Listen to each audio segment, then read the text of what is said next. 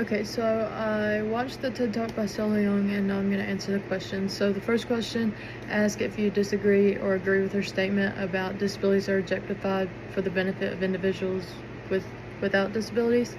And I definitely agree with that to some extent, because in most ways people with disabilities are objectified for the benefit of individuals without disabilities. Just like she also mentioned in the TED Talk, stories about disabled people are shared to make people without disabilities put their own problems into perspective, because it makes them say, no matter how bad my life is right now, it's not that bad.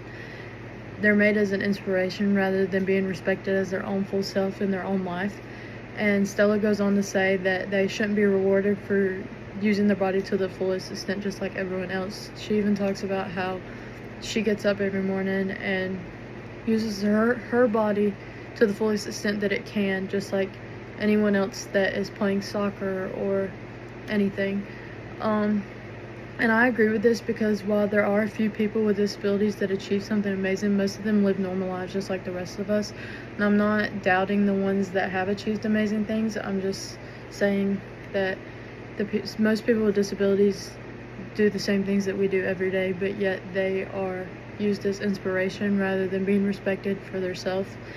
And she ends her presentation with a vivid description of the world she wishes, and her quote is, "Disability doesn't make it exceptional, but questioning what you think about it does." And as a future teacher, I will continue to think about disability and diversity the same way I always have. I've always believed that they are capable of the same things everyone else is until they show me signs that they aren't. And I don't want to treat them like they can't do anything, because they can be extremely draining to a student, especially if the student themselves believes they can do it. I don't want to take that motivation or power away from them and constantly feed them negative things of, oh, I figured you wouldn't be able to do this assignment, so I'm going to have you do this instead. And it's important that you don't tear them down, but you build them up. Most of the time, if you show a student that you believe they can do it, they think they can too. And I will always maintain high expectations for my students by sticking to my belief that everyone is capable of achieving learning in some way. I won't assume someone doesn't have the ability to do it unless they physically show me that they can't. Another thing I plan to do is provide multiple ways of learning for the same thing. For example, giving different types of learning assignments like hands-on activities or visual assignments, making sure that every learning style is covered, so no matter what or how that student learns, they're getting the best possible learning style that fits them best. I want them to be able to attain as much knowledge as possible just from one lesson. And then inclusion is important both for students with and without disabilities, because it's important to make sure each student feels like they fit in and belong in the classroom. No matter what background a student comes from, each child should feel welcome walking into a classroom and not feel like they're going to be judged for anything going on in their life. Just like the Chapter 3 PowerPoint says, you want everyone to be a part of an environment you have set up in your room. Feeling like you belong somewhere can help students have a positive mindset of achieving things they think may be difficult to them. There are challenges associated with raising children with disabilities. 3 of these challenges could be being confused with the special education system. If you don't really know how it works or the steps or the process to get into that, it can be confusing along the way of what you're supposed to do to meet the needs of your child. Emotional stress about how their child is in school is another thing that families might struggle with, because they're not with them in that moment and they don't know what they're doing, or if they're causing trouble in the classroom, or if they're actually learning anything. Or behavior struggles. Many families with disabilities struggle at home with behavior issues, and it can be really stressful to send your child off somewhere and not have eyes on them 24/7 and wonder if they're going to behave correctly. As a teacher, I can communicate frequently with parents and guide them through any questions they may have.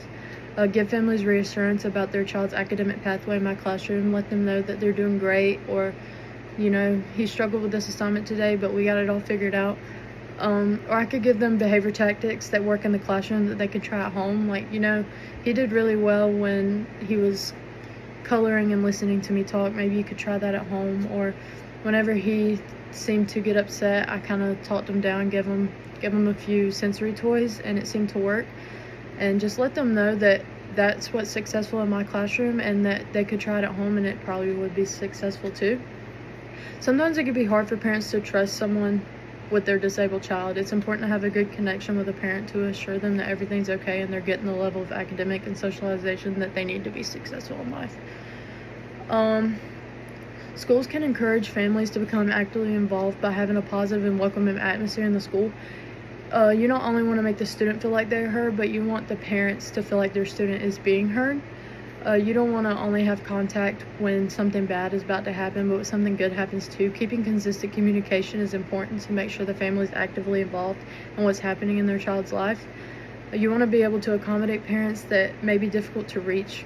Most parents work, so if a parent can't make a school meeting because they're stuck at work, you could exchange a phone call when the time is right to make sure you're able to still touch bases with them.